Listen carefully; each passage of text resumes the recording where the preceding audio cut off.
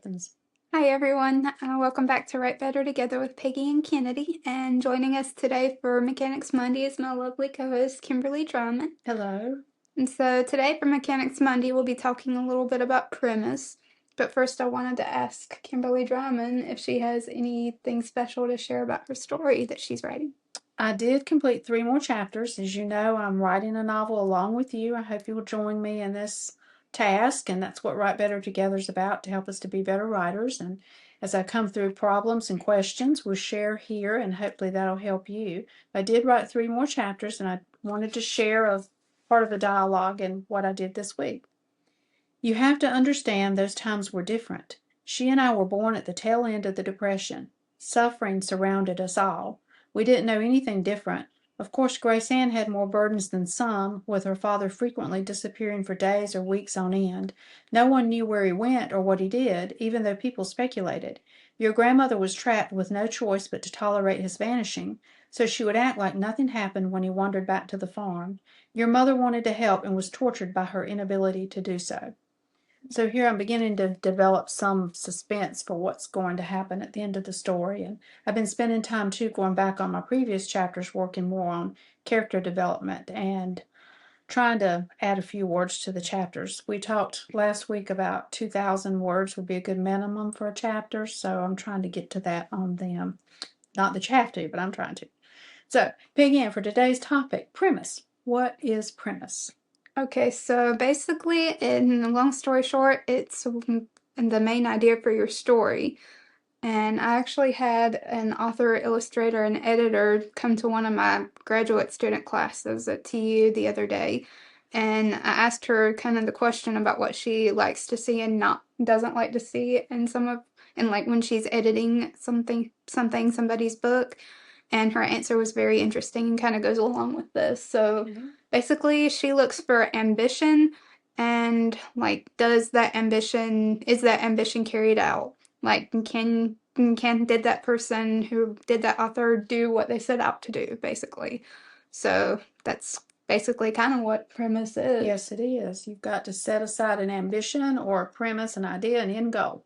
Yes. Yes. Exactly. Okay, so what are the components of a premise? All right. So one of the components is the end goal, basically what your characters are going towards and what your story is driving towards, and every part of your story has to go towards that end goal.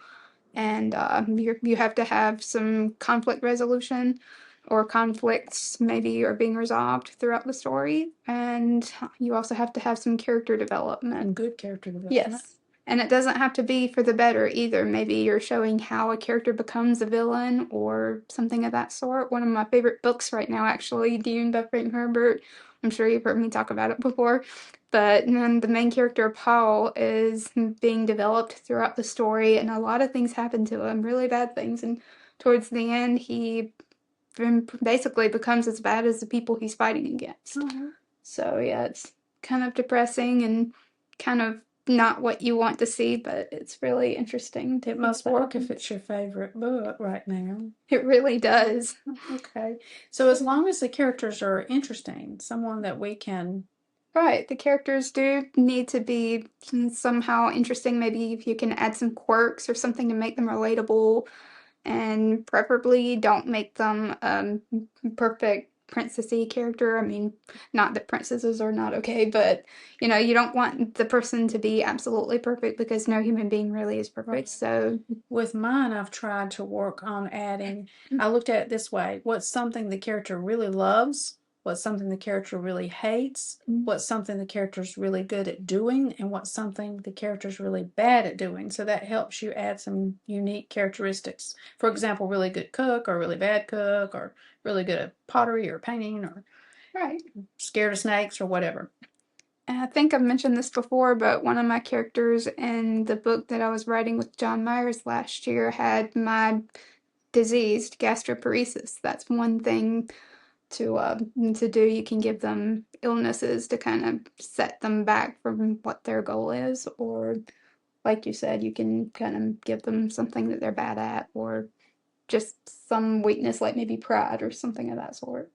I read somewhere where it's something about if you have a character developed well enough that you think I really would love to take this person home to meet my family, or I really despise this person and would be embarrassed to take this person home to meet my family, then you've developed the character. Right. Yeah. Okay. Sometimes once in a while I like to kind of I don't know, write an imaginary conversation that that doesn't happen, of course, but just an imaginary conversation with myself and this character. To Just help you get an right. idea of the character's personality. Yeah, Exactly. that makes sense. That's a good idea. Yeah.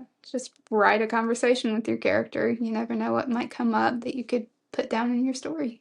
Okay, so in our story, we need to have a premise so we know where we're going. We need to have good character development. Everything needs to contribute toward the premise, or it's a waste of time, rabbit holes, and all that. So, Yes. why do we need the premise? So, because it's so important and essential to the story, I mean, it is the main thing, the main idea that goes towards your story. Everything has to drive towards that. So, everything revolves around your premise. Everything that happens, you don't want to have any unnecessary details in your story regarding this, like all the actions, all the characters. I think I've mentioned dialogue before in a past episode. All of that has to kind of lead you forward through the story towards that inevitable point. Okay, That makes sense. it does make sense. So, what are some other things that we should include or make sure to include in light of the premise? Let's see. Ironies and surprises are really good. Like, it keeps the character wanting to read. And if you're interested in ironies and twists, I highly recommend O. Henry. He's got some really good twists at the end of his stories, and Edgar Allan Poe too. I really like him and his writing. But yeah, it's really helpful to. We see that a lot in TV programs and movies. There's a twist at the end. You're always wanting to guess what's going to happen, and then it's fun when there's a surprise. And thrown throughout the story, surprises are good too. Right. Yeah. As long as they're realistic Yes. and fair to the reader. Realistic, fair to the reader, and also they do help along with the premise too. So also you want good character development, and I don't know. One of the things that kind of comes to mind for that is a story that I wrote a while back in my undergrad years. It's called The Weather Decks, and it's basically about this girl who is in the Navy. So I used a lot of my Navy experiences for that.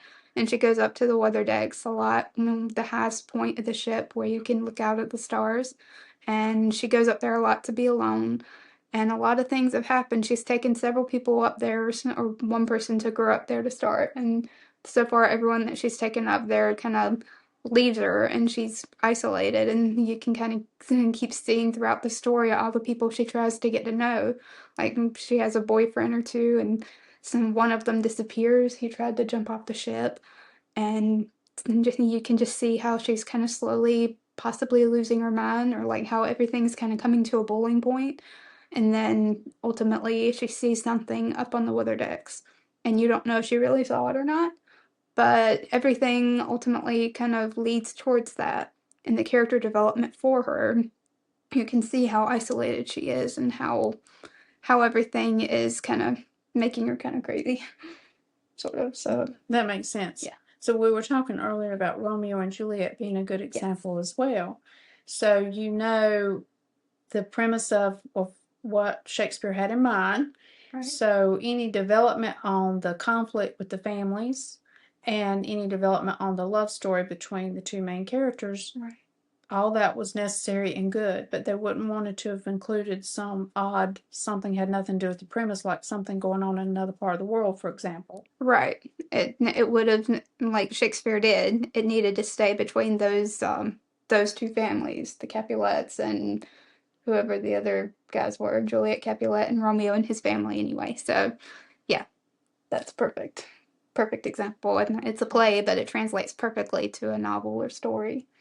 So, yeah. Yes. So little parts that don't contribute to the premise, am I understanding this right, are okay if they're still helping to show the character or the setting and really in the end do help with the premise. Yes, definitely. Like, I'm guessing you're talking about subplots a little bit, Well, or I was thinking like, so we spend a lot of time developing at the beginning of the story. We're developing characters and setting. So we might say something like, for example, my character might be afraid of snakes, but that might not have a thing to do with the main story or the premise. But we put it there to make her more relatable, maybe. Yeah, that would be helpful, yeah. And it's always good to have something like that, something the character is afraid of to show them being relatable, like you said. And it is something you could always use later on. Like I think you've mentioned snakes are simple in your story, so you can use stuff like that. Sorry, it's okay. potential spoiler. My bad. Yeah, it's okay. But yeah, so you can use stuff like that for sure. But you're right, it does. Sometimes it can go along with the story, and sometimes it's okay if it doesn't, if it's something random, as long as you don't go into too much detail about it. Yes, as long as the reader's mind isn't taken way down that rabbit hole. Right, you don't want to go down a whole nother alleyway. But Right. yes. That's a good way of putting it. Alleyway. Yes. Right. So I hope this has helped you understand premise a bit. I did not even know premise. I had sense enough to know that you're supposed to have a main point of your story. But the idea of, I thought, oh, I'll put this in my story and I'll put that in my story. It will be interesting. But then I realized when I learned about premise, that's not what we're supposed to do. I should make other stories out of those ideas. Unless there are subplots that go along with it. Yeah, exactly. Honestly, I don't think I'd ever heard of premise either. I mean, I've always known that you have to have a main idea for your story and all of that, but I didn't know it to be called by that particular name. So it's kind of interesting. You learn something new every day. And that's what Write Better Together's about. We can learn and Exactly. share with each other. And we'd love for you to comment if you have any ideas or questions. If Yes. you want to share about premise or something else you want us to cover here in Mechanics Monday, let us know. Or if you have a idea of topics to cover, holler at us. Yes, we'd love to hear from you and what you're interested in and how we can better help you. So please do let us know. And we might also have a giveaway coming up one day soon. We may. Never know. On that, yeah. So, yes, thank you all very much for watching, and please join us on Writer Wednesday. So, thank you all very much, and we could not have done it without you. Bye.